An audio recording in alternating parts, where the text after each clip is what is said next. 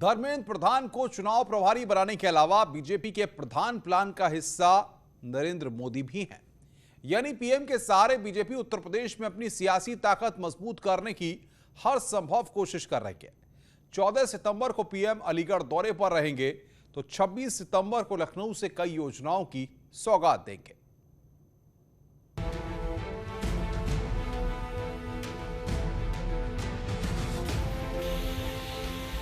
उत्तर प्रदेश में प्रधानमंत्री नरेंद्र मोदी के सहारे बीजेपी चुनावी रणनीति को धार देने की तैयारी में जुट गई है। इसके तहत पीएम 14 सितंबर को अलीगढ़ दौरे पर रहेंगे। यहां वो राजा महेंद्र सिंह यूनिवर्सिटी की नींव रखेंगे। पीएम के दौरे की तैयारियों का जायजा खुद सीएम योगी ने लिया। राजा महेंद्र प्रताप सिंह राज्य विश्वविद्यालय के शिलान्यास का कार्यक्रम आदरणीय प्रधानमंत्री जी के करकमलों से संपन्न होने जा रहा है। अलीगढ़ में पीएम मोदी राजा महेंद्र प्रताप सिंह यूनिवर्सिटी की नींव रखने के साथ ही डिफेंस कॉरिडोर में निवेश से जुड़े कार्यक्रम में भी हिस्सा लेंगे। तो अलीगढ़ नोड में जो लगभग 200 एकड़ लैंड डिफेंस कॉरिडोर के लिए यहाँ पर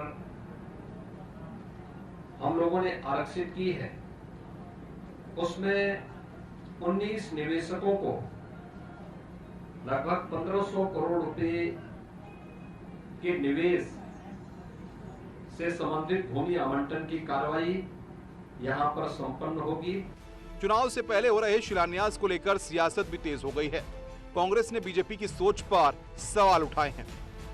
छोटे नेता के साथ मिला करके या छोटी बात करके उनके स्वतंत्रता के इतिहास में उनके योगदान को और देश की सेवा में उनके योगदान को आप कमतर करके जो आंक रहे हैं, इसका पाप भी पड़ेगा और आप लोगों को श्राप भी पड़ेगा। राजा महेंद्र प्रताप के नाम पर यूनिवर्सिटी बनाकर बीजेपी नई शुरुआत और सम्मान का दावा कर रही है।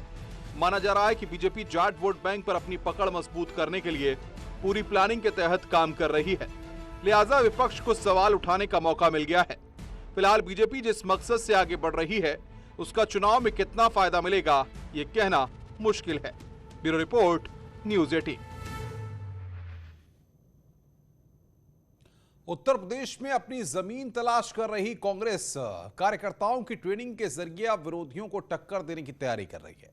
संगठन ने 2 लाख कार्यकर्ताओं को 100 दिन में ट्रेनिंग देने का लक्ष्य रखा है। संगठन में जान फूंकने के लिए प्रियंका गांधी भी इसी हफ्ते लखनऊ का दौरा करेंगी।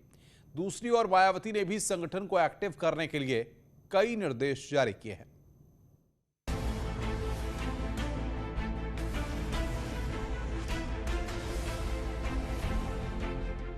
उत्तर प्रदेश चुनाव में अपनी मौजूदगी का एहसास कराने के लिए कांग्रेस भी कसरत कर रही है। इसके लिए प्रियंका गांधी 10 और 11 सितंबर को राज्य का दौरा करने वाली हैं। साथ ही संगठन की मजबूती के लिए भी काम करने का दावा किया जा रहा है। कांग्रेस के मुताबिक 100 दिन के अंदर 700 कैंप लगाकर करीब 2 लाख कार्यकर्ताओं को ट्रेनिंग देने का अभियान चलाया गया है। आदरणीय प्रियंका गांधी जी 10 और 11 तारीख को लखनऊ में सभी पदाधिकारियों के साथ, फ्रंटल के लोगों के साथ और जो हमारे वरिष्ठ नेता हैं उनके साथ बैठक करेंगी। चुनाव पर चर्चा, आगे हमारा प्लान क्या हो, कैसे हम आगे बढ़ें, इन बिंदुओं पर चर्चा करने का काम करेंगे। कांग्रेस ने उत्तर प्रदेश में किसी भी सियासी दल के साथ गठबंधन की संभावनाओं को खारिज किया है, इसलिए रणनीति भी उसी हिसाब से तैयार की जा रही है।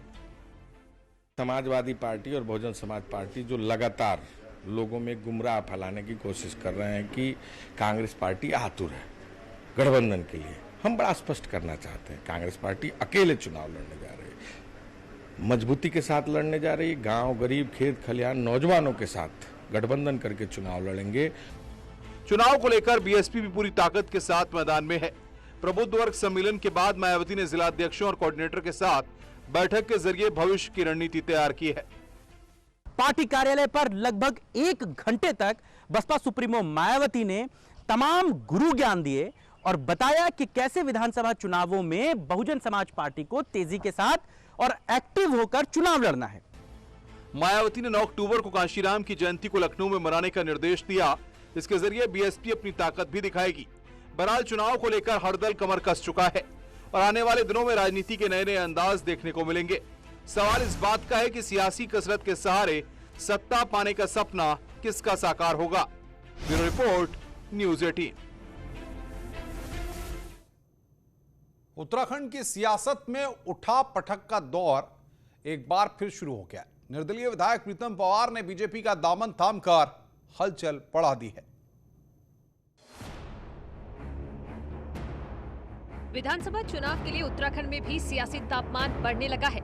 इसके साथ ही पाला बदलने वाले भी अपने लिए सुरक्षित ठिकाना ढूंढने में जुटे हैं। धनोल्टी से निर्दलीय विधायक प्रीतम पवार ने 2022 की चुनावी जंग के लिए बीजेपी का दामन थामा है।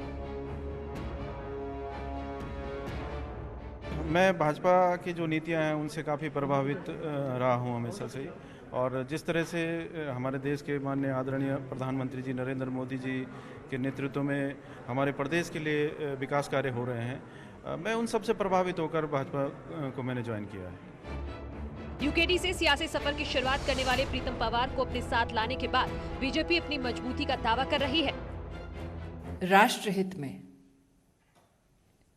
आज प्रीतम जी ने भारतीय जनता पार्टी परिवार में सम्मिलित होने का जो निर्णय लिया है वो अपने आप में सराहनीय है।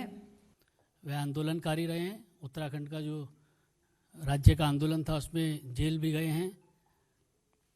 उत्तरकाशी कोऑपरेटिव बैंक के चेयरमैन रहे हैं और तमाम पदों पर रहे हैं। हम भारतीय जनता पार्टी परिवार में उनका स्वागत करते हैं। चुनाव से पहले उत्तराखंड की राजनीति में पाला बदलने की पुरानी परिपाटी रही है, जिसे प्रीतम पवार ने भी आगे बढ़ाया है। इसके साथ ही ये भी अटकलें लगाई जाने लगी हैं कि दल बदल करने वालों की लिस्ट में अगला नंबर किसका होगा। Bureau report, news 18। Games of गद्दी में यार ब्रेक के लिए